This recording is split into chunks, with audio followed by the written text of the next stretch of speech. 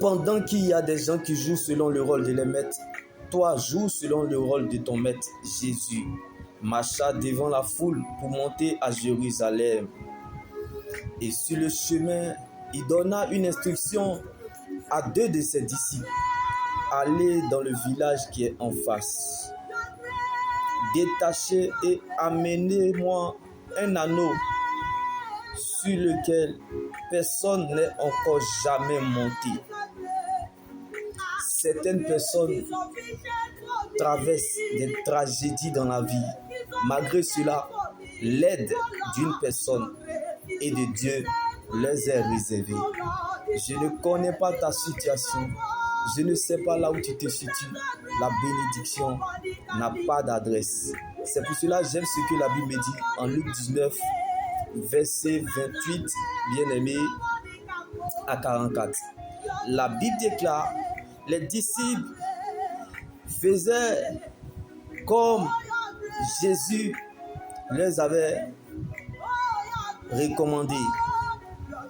Il alla dans le village et détacha l'ânon. Mais les maîtres de l'ânon leur dit, pourquoi détachez-vous l'ânon? Le monde est ta question, la parole de Dieu est ta réponse. Les disciples répondirent, le Seigneur en a besoin. La douleur du cœur est la première place, est la première classe dans la marche avec Christ. Je répète, la douleur du cœur est la première classe dans la marche avec Christ. La joie du cœur est la dernière classe.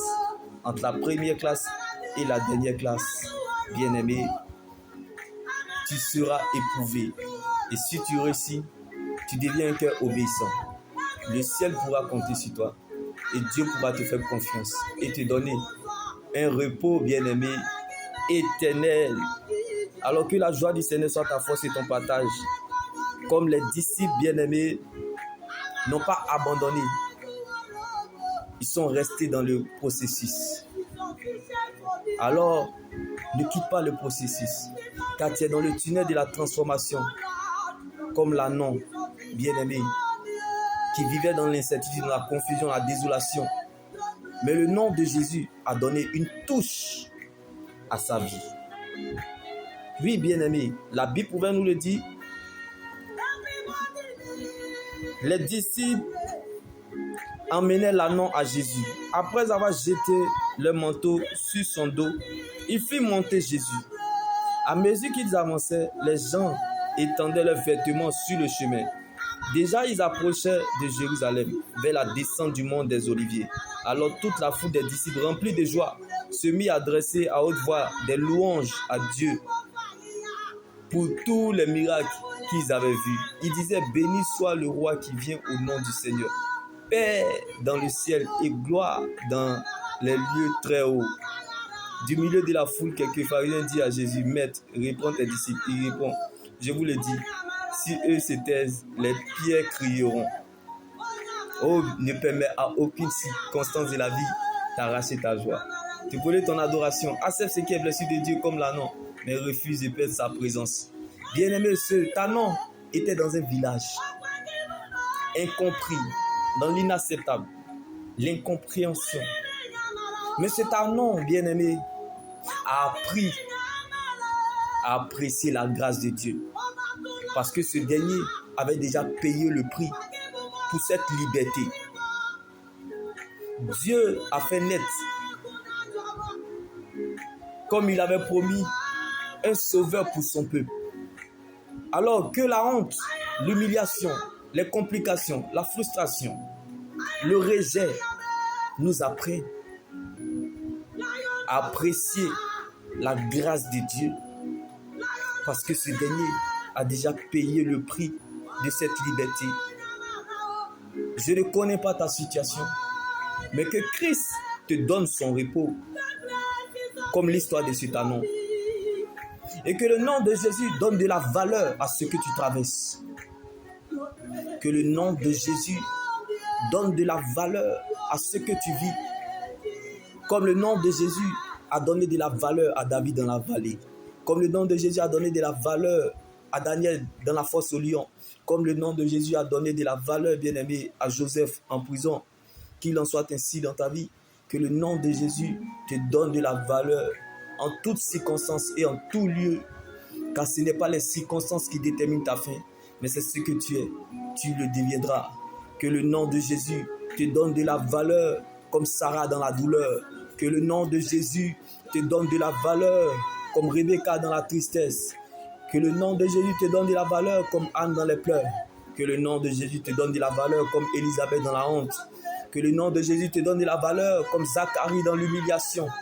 Que le nom de Jésus te donne de la valeur comme Jésus au poteau de la croix de Golgotha. N'aie pas peur de descendre car tu vas monter avec lui en Galilée. Christ est ta Pentecôte. Que Dieu te donne son repos dans cette très longue attente. Bien-aimé, la Bible pouvait nous le dire. Lorsque Jésus fut monté sur l'anneau, les gens ont commencé à déposer leurs vêtements sur le chemin pour que l'anneau marche.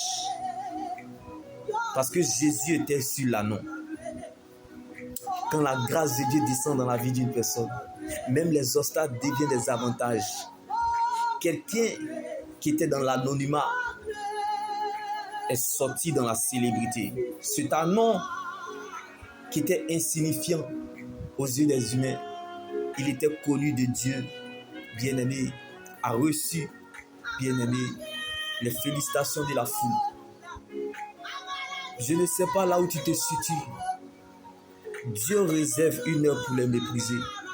Alors, bien-aimé, ne souhaite jamais la mort de tes ennemis comme l'anneau.